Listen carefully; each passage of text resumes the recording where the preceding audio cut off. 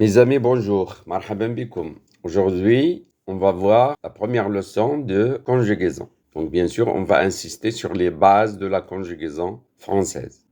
في هذا الدرس سنركز على المعلومات الأساسية التي يجب أن تعرفها فيما يخص الصرف والتصريف باللغة الفرنسية.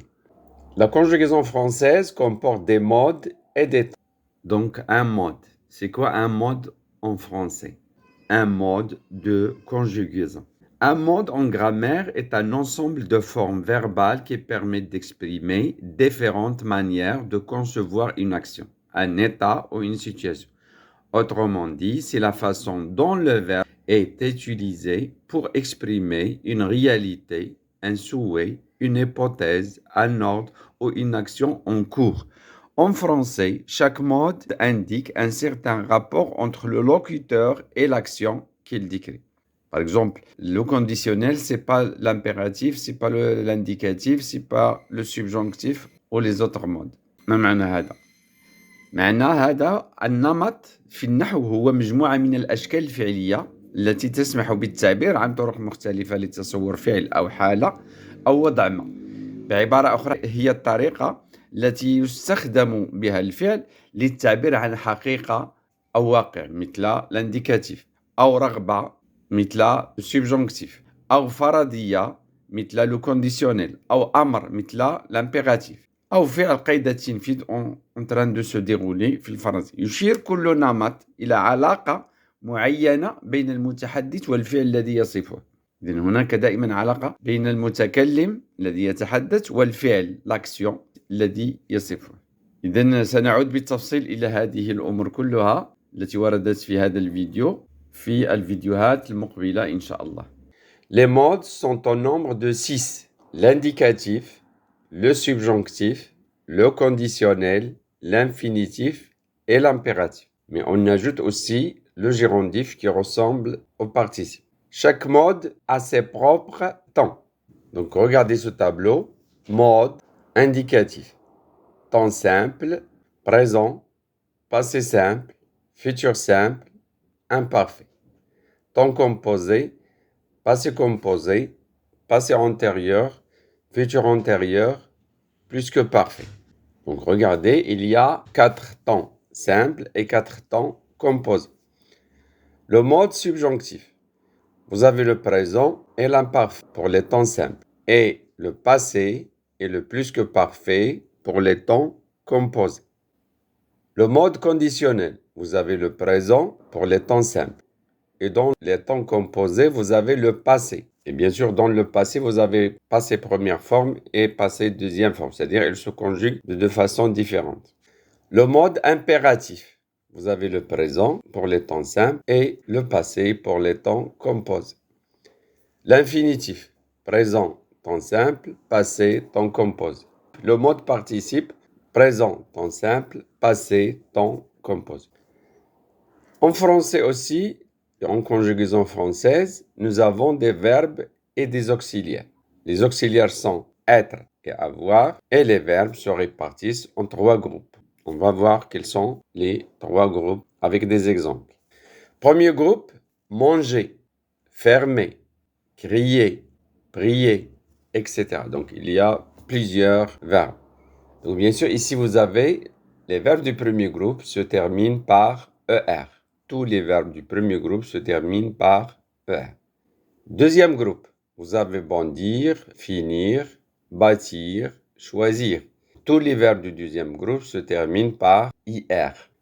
Et vous avez bien sûr à la fin le troisième groupe des verbes irréguliers. On peut y trouver le verbe aller, craindre, prendre, vouloir, venir, partir, etc. Donc il y a des milliers de verbes et bien sûr, ils n'ont pas la même terminaison. لا ينتهون بنفس terminaison. يعني vous avez des verbes comme aller qui se terminent par ER. Vous avez des verbes comme prendre, craindre, reprendre, etc. qui se terminent par RE. Et vous avez des verbes qui se terminent par voir comme vouloir, devoir, pouvoir, voir, etc. Vous avez des verbes qui se terminent aussi par IR et qui sont des verbes de troisième groupe comme venir, partir, devenir, revenir, survenir, etc. et d'autres verbes, bien sûr. Donc, ce sont les trois groupes de verbes. Les verbes peuvent aussi être pronominaux ou ordinaires. C'est quoi les verbes pronominaux? Les verbes pronominaux sont des verbes comme s'arrêter, se laver, s'abstenir, se coucher, etc. Donc, vous avez des verbes qui commencent par se ou bien s apostrophe s'il est suivi d'une voyelle. Donc ces verbes-là, ils ont une conjugaison un peu différente. Les verbes ordinaires sont les autres verbes, bien sûr, qui ne sont pas pronominaux, comme jouer, pousser, nettoyer, guérir, finir, prendre, devoir, etc. Je tiens à vous avertir que pour maîtriser la conjugaison, il faut d'abord apprendre par cœur la conjugaison des auxiliaires être et avoir et le reste devient facile. Ici, j'insiste, être et avoir sont des verbes et des auxiliaires très importants. C'est pourquoi il faut les apprendre pour commencer à étudier la conjugaison française et à maîtriser la conjugaison française. Maintenant, on va expliquer la correspondance entre temps simple et temps composé qui demeure essentielle puisqu'il simplifie la conjugaison des temps composés. Exemple, on va prendre comme exemple pour cela le verbe finir, un verbe du deuxième groupe. Donc regardez, donc vous avez les temps simples et les temps composés. Donc au présent, on dit je finis. Au passé simple, on dit je finis. Au futur simple, on dit je finirai. À l'imparfait, on dit je finissais. Au passé composé, on dit j'ai fini. Au passé antérieur, on dit j'eus fini. Au futur antérieur, on dit j'aurais fini. Au plus que parfait, on dit j'avais fini. Donc, comment on va expliquer la correspondance? Donc, la correspondance, ça veut dire que lorsque tu veux conjuguer un verbe dans un temps composé, il faut penser au temps simple. Comment? Par exemple, le passé composé, tu dis « j'ai fini ». Donc, qu'est-ce que vous avez ici? Vous avez l'auxiliaire conjugué au présent.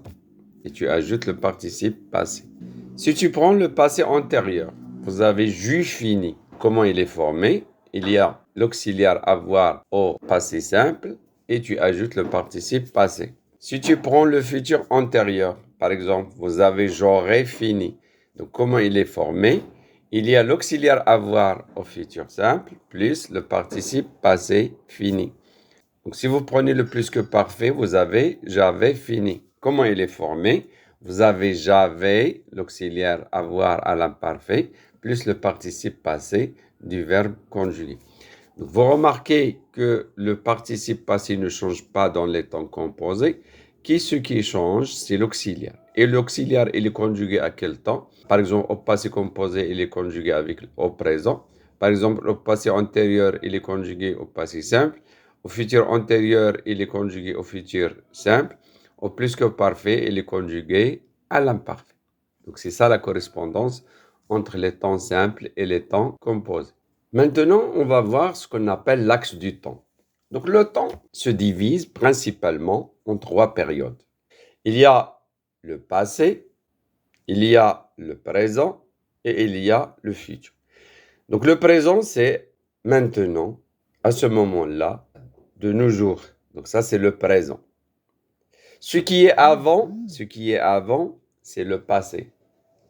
Ce qui viendra après, c'est le futur. Donc ça, c'est ce qu'on appelle l'axe du temps. Mes amis, c'est la fin de cette leçon. N'oubliez pas que c'est une initiation à la conjugaison française. On verra dans les prochaines vidéos d'autres leçons de conjugaison pour plus de détails. Veuillez me suivre régulièrement. Donc restons amis et abonnez-vous à la chaîne. Merci et à la prochaine vidéo de conjugaison. أصدقائي أتمنى أن يكون هذا الفيديو قد أثار اهتمامكم. هو فيديو للتعرف على الصرف والتصريف باللغة الفرنسية، ولكن أعدكم بمزيد من دروس الصرف بالتفصيل